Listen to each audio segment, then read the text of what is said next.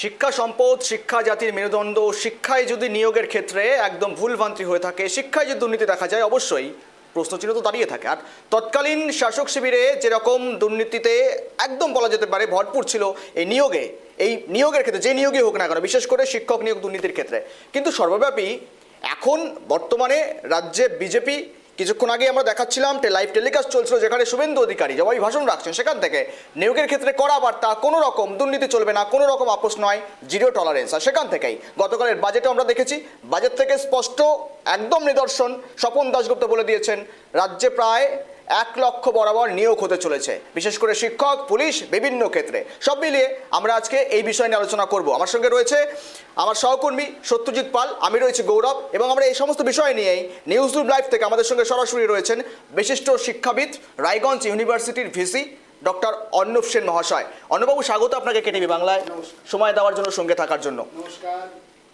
তো সত্যজিৎ দা, শিক্ষায় জোর রাজ্য বাজেটে, বিশেষ করে বড় একটা ঘোষণা বরাদ্দের জন্য শিক্ষা খাতে একগুচ্ছ ঘোষণা করেছেন অর্থমন্ত্রী স্বপন দাশগুপ্ত। পড়ুয়াদের জন্য সুখবর, শিক্ষায় 1000 কোটির বরাদ্দ। এ বিষয়ে নিয়ে সত্যজিৎ দা তোমার কাছে আসবো, তারপর আমি আলোচনায় ফিরবো একদম স্যারকে দিয়ে। দেখো, প্রথমত গত কয়েক বছর 2016-র পর থেকে শিক্ষকের কিন্তু নিয়োগ নেই। এটা কিন্তু রাজ্যের ক্ষেত্রে একটা বিরাট ব্যর্থতা। কারণ যুব সম্প্রদায়ের মধ্যে একটা যেমন বলা যায় তাদের মধ্যে নেগেটিভিটি চলেছে, ঠিক তেমনই শিক্ষার মানদণ্ড অনেকটা নেমে গেছে। এই মুহূর্তে স্কুলের পড়ুয়ারা অনেক ক্ষেত্রে দেখা যায় যে তাদের সঠিক ক্লাস হয় না শিক্ষকের অভাবে। কারণ একটাই, কত কয়েক বছর ধরে নিয়োগ নেই, এবং সেই নিয়োগের শিক্ষকতার মতো পবিত্র পেশায় যেভাবে দুর্নীতি সামনে এসেছিল, যার ফলেই কিন্তু রাজ্যের শিক্ষা ব্যবস্থা এইভাবে ভেঙে পড়েছে। নতুন সরকার বাজেটে ঘোষণা করেছে প্রায় 1 লক্ষ নিয়োগ হবে, এবং অবশ্যই 50,000 শিক্ষক। যদি শিক্ষকের ক্ষেত্রে যেভাবে শিক্ষকের মান বলা যেতে পারে, যে শিক্ষকদের দেখলে যে সম্মানটা সামনে আসতো, সম্মান, তাদের শ্রদ্ধা, সব কিছু প্রকাশ্যে ব্যস্ত, কিন্তু গত কয়েক বছরে শিক্ষক বলতে রাজ্যের মানুষ একটা দুটো জিনিস ভাবনা চিন্তা করতে হবে, কি যোগ্য শিক্ষক নাকি অযোগ্য শিক্ষক, ঘুষ দিয়ে চাকরি পাওয়া নাকি সত্যিকারের পরীক্ষা দিয়ে চাকরি পাওয়া। এই যে বিষয়টা, এটা শিক্ষকদের মর্যাদা কিন্তু অনেকটা হানি করেছে। ফলে আজকের এই বিজেপি সরকারের কাছে এটা কিন্তু একটা চ্যালেঞ্জ, যে শিক্ষকদের উপযুক্ত সম্মান ফিরিয়ে দেওয়া একটা চ্যালেঞ্জ। ফলে স্বাভাবিকভাবেই বাংলার মানুষের প্রত্যাশা রয়েছে অন্তত শিক্ষকতার মতো পবিত্র পেশায় এই দুর্নীতি, শিক্ষক যারা বিশেষভাবে শিক্ষক হওয়ার জন্য লড়াই করে আসছেন, ঠিক তারাই যেন শিক্ষকতার মতো পবিত্র পেশায় থাকেন, সেটাই দেখা উচিত নতুন সরকারের।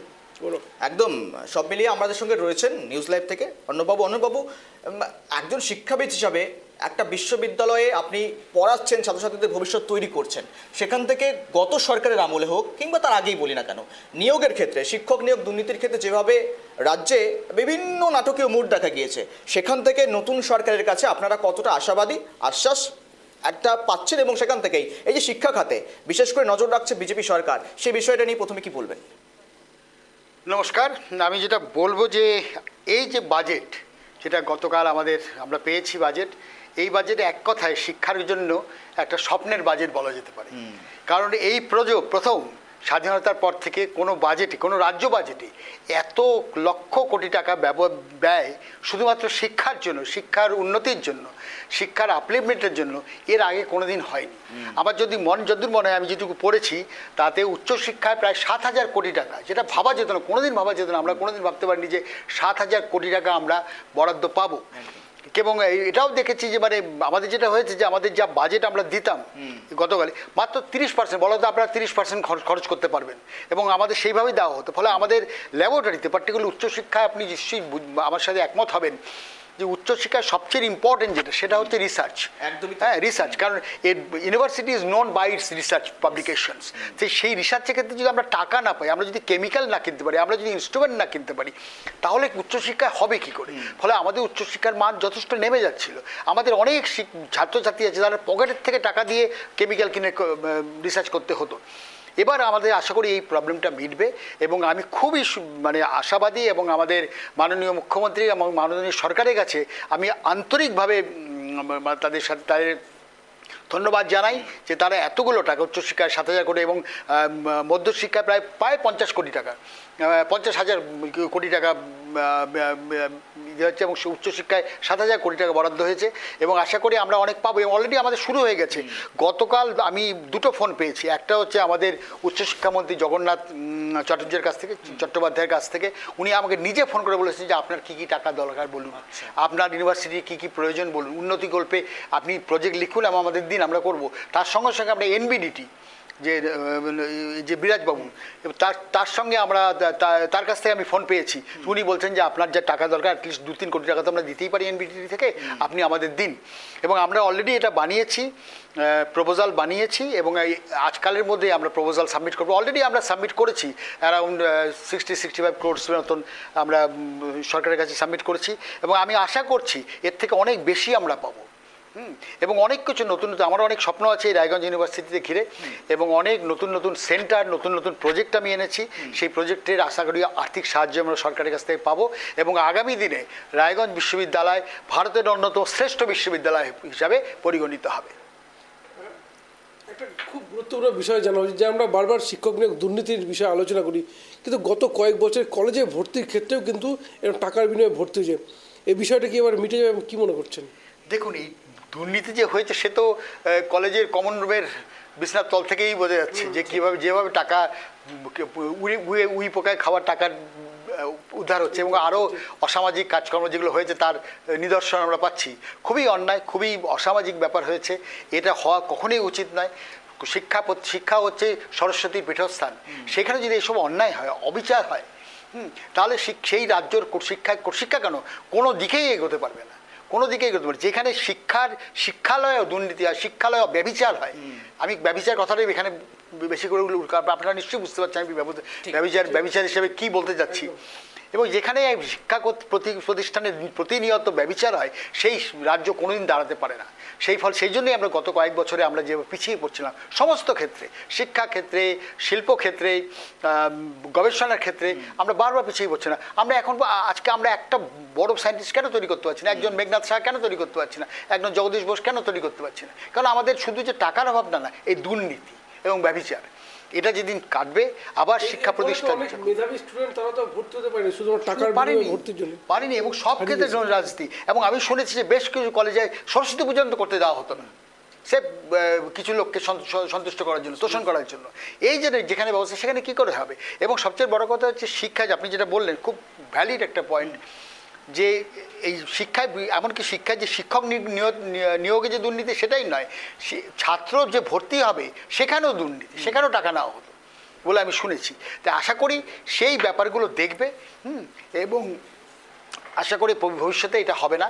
তবে আমি সবসময় খুব আশাবাদী, I M a very optimistic man. আমার সবসময় মনে হয় যে বর্তমান যে সরকার, এই সরকার হচ্ছে কি ঐতিহাসিকভাবে সৎ বলে প্রতিষ্ঠিত। কারণ হচ্ছে এই সরকার প্রায় 20টার মতন 21টার মতো, আমি যদি ঠিক ভুল বলে থাকি না বলে থাকি, তাহলে বিভিন্ন জায়গায় সরকারে আছে এবং কোনো কারণে দশকের পর দশক সরকারে আছে, আজ পর্যন্ত কোনো বড় দুর্নীতি প্রকাশ পায়নি। তো আমার মনে হয় যে এরা যারা এখন সরকারে এসছে তারা ঐতিহাসিকভাবেই কম দুর্নীতিগ্রস্ত এবং সৎ। ফলে আশা করি আমরা এখানে একটা ভালো স্বচ্ছ সরকার দেখব এবং আগামী দিনে আমাদের ভবিষ্যৎ আরও উজ্জ্বল এবং স্বর্ণময় হয়ে উঠবে। সব মিলিয়ে নতুন স্পোর্টস ইউনিভার্সিটি শিক্ষাক্ষেত্রে যেমন মানে পড়াশোনার দিক থেকে নজর রাখা হচ্ছে, বিশেষ করে যারা খেলাধুলাতে বিশ্বাসী, যারা খেলাধুলার ক্ষেত্রে স্পোর্টসের ক্ষেত্রে এগিয়ে যেতে চায়, সেক্ষেত্রে একটা বড় ঘোষণা, রাজ্যে প্রথমবার কোথাও ইউনিভার্সিটি হচ্ছে এমন একটা ইউনিভার্সিটি যেখানে মূলত এই খেলাধুলা নিয়ে চর্চা চলবে, পরিচর্চা চলবে। পাশাপাশি বিশেষ করে যে সমস্ত অধ্যুষিত এলাকার, বিশেষ করে জনজাতি যারা লোধা সম্প্রদায় বলুন, একদম এসটি জনজাতি বলুন, তাদের জন্য বিশেষ করে ঝাড়গ্রামে একটা ইউনিভার্সিটি, তাদের মাতৃভাষায় পড়াশোনা চলবে, এই বিষয়টা কীভাবে দেখছেন? এটা খুবই প্রয়োজন, কারণ আমরা জানি যে খেলাধুলা হচ্ছে শিক্ষার একটা অন্যতম প্রধান অঙ্গ এবং আমাদের অলরেডি আমরা দেখেছি যে লুধিয়ানা, প্রাতিয়ানাতে শিক্ষায় খেলাধুলায় কতটা এগিয়ে গেছে এবং এগিয়ে যে গেছে তার আমরা নিদর্শন পাচ্ছি যে অলিম্পিক্সে রেগুলার বেসিসে সেসব জায়গা থেকে, সেসব ইনস্টিটিউট থেকে যেসব ছাত্ররা বেরিয়ে আসছে সেখান থেকে বেরিয়ে এসে তারা পদক জয় করছে, এমনকি স্বর্ণপদক পর্যন্ত তারা অলিম্পিক থেকে নিয়ে এসছে। কিন্তু আমাদের রাজ্য থেকে পাচ্ছিল না, আমাদের রাজ্য থেকে যারা উঠছিল তারা একক চেষ্টায় উঠছিল, সরকারের সেভাবে কোনো চেষ্টা ছিল না। হ্যাঁ, বরং আটকানোর একটা ইয়ে ছিল যে আমার পার্টি না, আমার দল না, ওদের দল, এইসব দেখা হতো। আশা করি সেটা বন্ধ হবে এবং এই যে শিক্ষা, এই যে ক্রীড়া বিশ্ববিদ্যালয় হচ্ছে এবং যে আদিবাসী বিশ্ববিদ্যালয় হচ্ছে, এই আদিবাসী এবং ক্রীড়া বিশ্ববিদ্যালয় খুব প্রয়োজন। এই কদিন আগে আমি আদিবাসী ছেলেমেয়েদের সাথে আরও মিটিং করলাম এবং ওদের একটা দাবিদার ছিল যে আমাদের এখানে যে আদিবাসী যে কালচারাল হচ্ছে, একটা কালচারাল ইয়ে করতে হবে, সেন্টার করতে হবে। আমি সঙ্গে সঙ্গে বলেছি ইয়েস, আমি টাকা দিচ্ছি, আমি আমার ইউনিভার্সিটির টাকা থেকে টাকা দিচ্ছি, আপনারা তৈরি করুন। এবং আমরা শুরু করবো, এর মধ্যে শুরু করবো যে সাঁওতালের যে আদিবাসী যেহেতু তাদের ইয়ের পরে একটা সেন্টার তৈরি করা হবে। এইভাবে আমরা এখানে খেলাধুলার ক্ষেত্রে আমরা ব্যবস্থা নিচ্ছি এবং আশা করি কিছু টাকা আমরা পাবো এবং খেলাধুলা একটা ডেডিকেটেড ইউনিট রায়গঞ্জ বিশ্ববিদ্যালয় আমরা গড়ে তুলতে সক্ষম হব। খুব গুরুত্বপূর্ণ কথা বলেন। আরেকটা খুব জানা প্রয়োজন, তা হচ্ছে এই যে শিক্ষা ব্যবস্থা, বিশেষ করে শিক্ষকদের এই যে মান নেমে যাওয়া, যে মানুষ কখনো চিন্তা করে এই যোগ্য শিক্ষক না অযোগ্য শিক্ষক। কারণ গত কিছুদিন আগে প্রায় 26,000 শিক্ষকের চাকরি বাতিল। এই যে শিক্ষকদের সম্মান কমে যাওয়া, আগামী দিনে এই সরকারের আমলে যদি স্বচ্ছভাবে নিয়োগের প্রক্রিয়া তৈরি করতে হয়, পরিবেশ তৈরি করতে হয়, তাহলে এই সম্মানটা ফিরে আসবে শিক্ষকদের। এইটা ফিরে আনা সবচেয়ে আগে জরুরি, কারণ কেন তো ইমেজ বিল্ডিংটা ভেরি ইম্পর্টেন্ট। আজকে যখন আমি দিল্লি বা বম্বে বা ইয়েতে ম্যাড্রাস বা চেন্নাইতে যেখানে যাই আমি, সেখানে আমাদের সবসময় তো তোমাদের রাজ্য, ওখানে যা কাণ্ড হয়, এই যে কাণ্ডটা, সবার আগে এই কাণ্ডটাকে আমাদের বন্ধ করতে হবে, না হলে আমাদের ইমেজ কখনো উজ্জ্বল হবে না। এবং এটা করা সম্ভব। আমি যখন রায়গঞ্জ বিশ্ববিদ্যালয়ের দায়িত্ব নেই, সবাই আমাকে, আমি যখন আসার আগে যাদেরকে কথা বলতে বলবো রায়গঞ্জে যাচ্ছ, ওখানে কিন্তু ভীষণ ঝামেলা, ভীষণ প্রবলেম। তার মানে কি, রায়গঞ্জ বিশ্ববিদ্যালয়ে একটা নেগেটিভ ইমেজ ছিল। আমি আসার পরেই প্রথমে যেটা বললাম যে নেগেটিভ খবর বন্ধ করে দাও, আমরা শুধু পজিটিভ খবর দেবো এবং করবো। আস্তে আস্তে কিন্তু অনেকটা উন্নত হয়েছে। আমরা একটা মিডিয়া সেল তৈরি করেছি আমাদের ওখানটায়, সেখান থেকে পজিটিভ খবর এসছে এবং আমরা দেখতে পাচ্ছি যে আপনাদের চ্যানেল থেকে এখন যেসব খবর বেরোচ্ছে সেগুলো মোটামুটি পজিটিভ চ্যানেল, পজিটিভ খবর। এতে দেখতে পাচ্ছি যে আমাদের রায়গঞ্জ বিশ্ববিদ্যালয়ের যে ছবি, সেটা অনেকটা উজ্জ্বল হয়েছে, অনেকটা পরিষ্কার হয়েছে। আশা করি আমাদের রাজ্যের ক্ষেত্রে এবং দুর্নীতি যেটা হয়েছে তার ফলে তো হয়েছে, কারণ আপনারা দুর্নীতির খবর তো নিশ্চয়ই দেবেন, কেন দেবেন না? এটাই তো আপনাদের কাজ।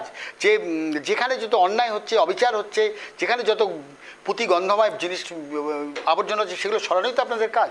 সুতরাং আপনারা খবর দেবেন, কিন্তু আশা করি এগুলো সরিয়ে ফেলে আমরা একটা আমাদের রাজ্যকে একটা উজ্জ্বল ভবিষ্যতের দিকে নিয়ে যাব এবং আপনারা পজিটিভ খবর পাবেন সেগুলো দেওয়ার জন্য। দীর্ঘ 49 বছর পর রাজ্য পেয়েছে ডবল ইঞ্জিন সরকার। ঠিক সেই জায়গায় যে কথাটা বারবার বলা হয় যে Bengal things today, India things tomorrow, এই জায়গায় কি বাংলা পৌঁছতে পারবে?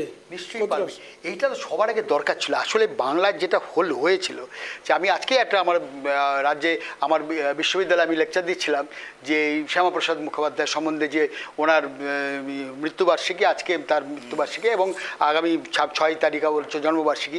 এই শ্যামাপ্রসাদ স্মৃতিপক্ষ বলে আমরা শুরু করেছি এবং বিভিন্ন ইউনিভার্সিটি শুরু করেছে। তো সেক্ষেত্রে আমি যেটা বলছিলাম যে আমাদের যারা প্রকৃত জননায়ক, প্রকৃত যারা নেতা, তাদেরকে উঠতেই দেওয়া হয়নি, তাদের আটকে দেওয়া হয়েছে। প্রথম কথা হচ্ছে আমাদের সুভাষচন্দ্র বসু, তাকে তো কোনোভাবে এলিমিনেট করে দেওয়া হলো, তুই মেরেই ফেলা হলো নাকি কীভাবে কী হলো, উনি অন্তর্ধান হয়ে গেলেন, সরে গেলেন। তারপরে ছিলেন সবচেয়ে বড় যিনি নেতা, তিনি হচ্ছেন আমাদের শ্যামাপ্রসাদ মুখোপাধ্যায়। তাকেও আমরা কোনোভাবে, আমরা সেভাবে নেতা হিসেবে কোনোদিন আমাদের সরকার স্বীকৃতি দিল না, প্রতিষ্ঠা করতে পারলো না এবং তাকে আলটিমেটলি অনেকেই বলে যে তাকেও মেরে ফেলা হয়েছে। এই যে ব্যাপারটা হয়েছে যে আমাদের যে প্রকৃত নেতা ফলে হয়নি, ফলে what Bengal things to, Bengal ভাববে কী করে? বেঙ্গলে ভাবার জন্য যেসব মনীষী দরকার, যেসব নেতা দরকার, তাদের তো কোনো উঠতেই দেওয়া হয়নি। এবং কিভাবে করা হয়েছে, আজকে কালকে আমি একটা খবর পেয়ে আমি আশ্চর্য হয়ে গেছি যে 1946-এর দাঙ্গায় সবচেয়ে বড় ভূমিকা যার ছিল সেই সুরাবর্দী নামে একটা রাস্তা কলকাতায় আজ পর্যন্ত ছিল, গতকাল পর্যন্ত ছিল। এই বাজেটে সেই দিন ওটাকে আমাদের গোপাল মুখোপাধ্যায়, যিনি আমাদের স্বনামধন্য গোপাল মুখোপাধ্যায়, তিনি না থাকলে আর 5,000 কেন, ওটা মৃত্যু প্রায় 10,000 পৌঁছে যেত, উনি আটকে ছিলেন। এবং ওনার নামে কোনো রাস্তা ছিল না, ভাইরাস শ্যামাপ্রসাদের নামে সুরাবর্দীর নামে রাস্তা ছিল। কত বড় আমাদের, আমি সেটাই বললাম যে it's a matter of great shame for us, যে আমাদের জন্য অত্যন্ত লজ্জার এবং দুর্ভাগ্যের বিষয় যে এরকম একটা রাস্তা এখনও ছিল এবং সেটাকে ছড়ানো হলো। এইভাবে এটা আমি দেখেছিলাম তো, এই যে আমাদের নালন্দা বিশ্ববিদ্যালয় ধ্বংস করেছিল সেই বখতিয়ার উদ্দিন খিলজি, তার নামে একটা বখতিয়ারপুর বলে জায়গা আছে এবং সেইটা নালন্দারই স্টেশন, সেই স্টেশনের নাম হচ্ছে বখতিয়ারপুর। ভাবুন একবার, যারা নালন্দার বিশ্ববিদ্যালয়কে ধ্বংস করলো, ধ্বংসকারীর নামে হচ্ছে আমাদের স্বাধীন ভারতের স্টেশন হয়। এই যে দুর্ভাগ্য ব্যাপার, একটা হতাশাগ্রহণ এবং হাস্যস্কর ব্যাপার, এই ব্যাপারটা যতদিন না ছড়াবে ততদিন আমাদের কিছু হবে না। আমাদের অবিলম্বে আমাদের জাতীয় বীরের নামে এইগুলো করতে হবে। এবং খুব সরকার, আমি ধন্যবাদ জানাবো, সরকার ভালো করেছে এবং অত্যন্ত ভালো করছে। এবং আরেকটা সুখের খবর দিই যে আমাদের রায়গঞ্জ, আমি আসার পরে আমাদের রায়গঞ্জ বিশ্ববিদ্যালয়ে একটা ডেটা সেন্টার করা হচ্ছে। আপনারা নিশ্চয়ই জানেন যে ডেটার ইম্পর্টেন্স, যে আপনাদের এখানে প্রতিনিয়ত প্রচুর বাইট ডেটা তৈরি হয়, কিলোবাইট বা মেগাবাইট। তো সেই যে ডেটাতে একটা রিপোজিটরি দরকার। তো রায়গঞ্জ ইউনিভার্সিটিতে একটা আমরা রিপোজিটরি করছি এবং একটা ডেটা সেন্টার তৈরি করছি। এবং সুখের বিষয় যে সেই ডেটা সেন্টারের নাম দেওয়া হয়েছে শ্যামাপ্রসাদ মুখোপাধ্যায় ডেটা সেন্টার। আরেকটা খুব বিষয় জানার, তা হচ্ছে রাজ্যের মানুষ বা রাজ্যের পড়ুয়ারা বলুন, অনেকেরই জানা যে 1947 সালে ভারতবর্ষ স্বাধীন হয়েছে, পশ্চিমবঙ্গ সে সময় থেকেই ভারতবর্ষের অংশ। কিন্তু এবারে পশ্চিমবঙ্গ দিবস পালনের করার পর কিন্তু বাংলা ভাষা এই ভুল ধারণাটা ভেঙেছে।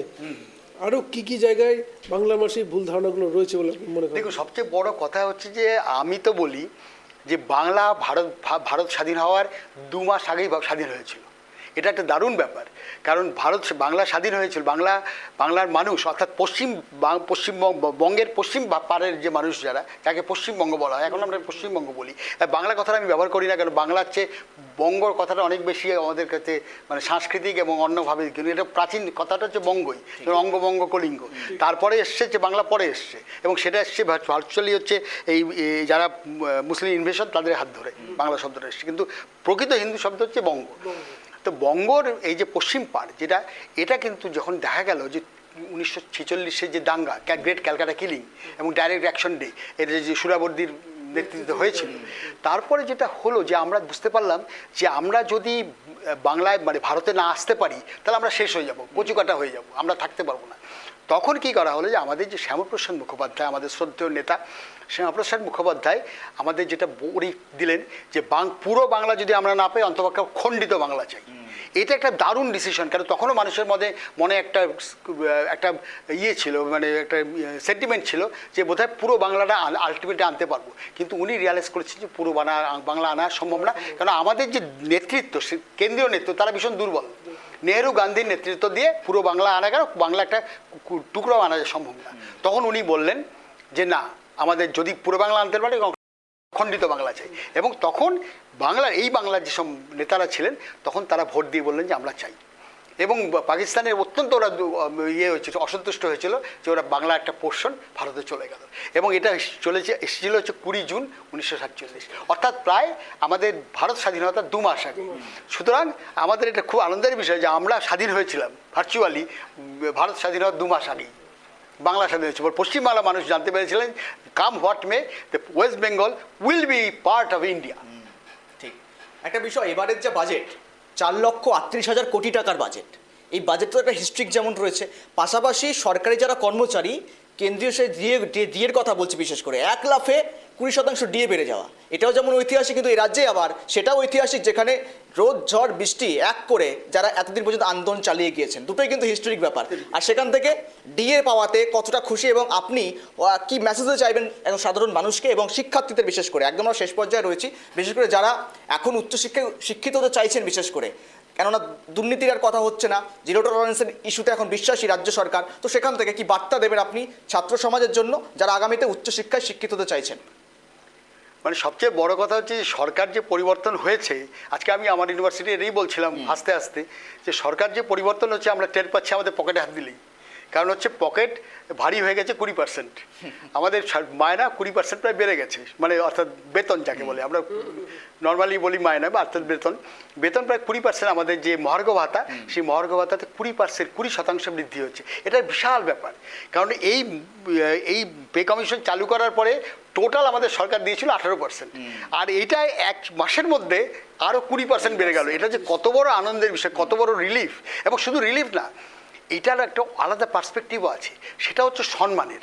আমরা যখন বাইরে যেতাম, আজকে যদি আসামে যাই বা দিল্লিতে যাই বা সাউথে যাই, তখন ওরা বলতে তোমাদের তো কিছুই দেয় না, তোমাদের তো সাংঘাতিক খারাপ অবস্থা, মাত্র 15%, 20, 18% ডিএ নিয়ে বসে আছো, ছোটো জগন্নাথের মতন।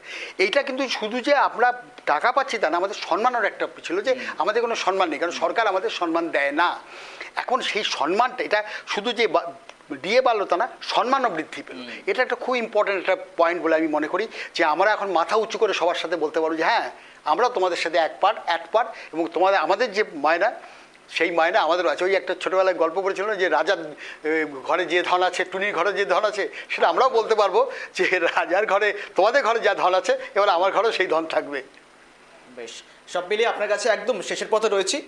আপনি কি মেসেজ দিতে চাইবেন একদম জেনারেল যারা স্টুডেন্ট রয়েছে, কমন পিপল রয়েছে, শিক্ষাক্ষেত্রে বিশেষ করে? আমি বলবো যে শিক্ষায় একটা আলাদা নবজাগরণ এসেছে, একটা আশার আলো আমরা দেখতে পাচ্ছি। এইবার এই আলোটাকে কিন্তু বহন করে নিয়ে যেতে হবে আমাদের শিক্ষক এবং ছাত্রদের মধ্যে বলবো যে তোমরা এখন মন প্রাণ দিয়ে পড়াশোনা করো, গবেষণা করো। শিক্ষকদের বলবো যে আপনার মন প্রাণ দিয়ে দেশ গঠনের কাজে, রাজ্য গঠন এবং বিশ্ববিদ্যালয় এবং বিদ্যালয় গঠনের কাজে আত্মনিয়োগ করুন, কারণ আর কোনো বাধা থাকবে বলে আমার মনে হয় না। আমাদের সরকার সমস্ত বাধা আশা করি অনেকটাই ওরা অলরেডি রিমুভ করে দিয়েছেন এবং ভবিষ্যতে সরকার আমাদের পাশে থাকবে।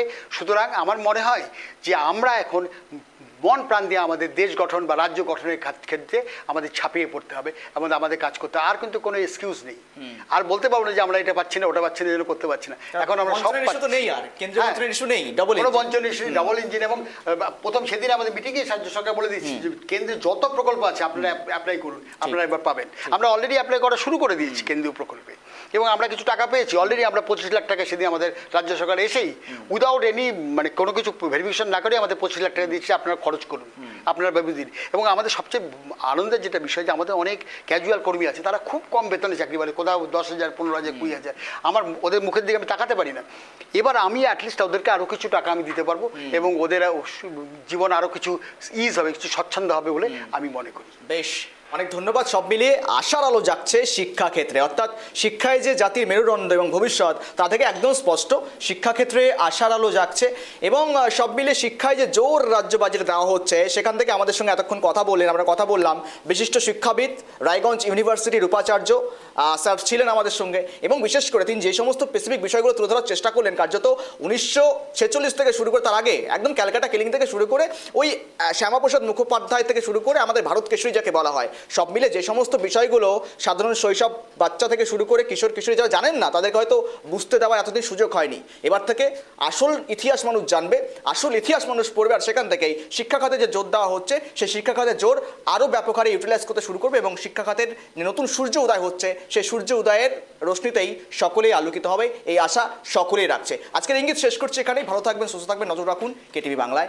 নমস্কার।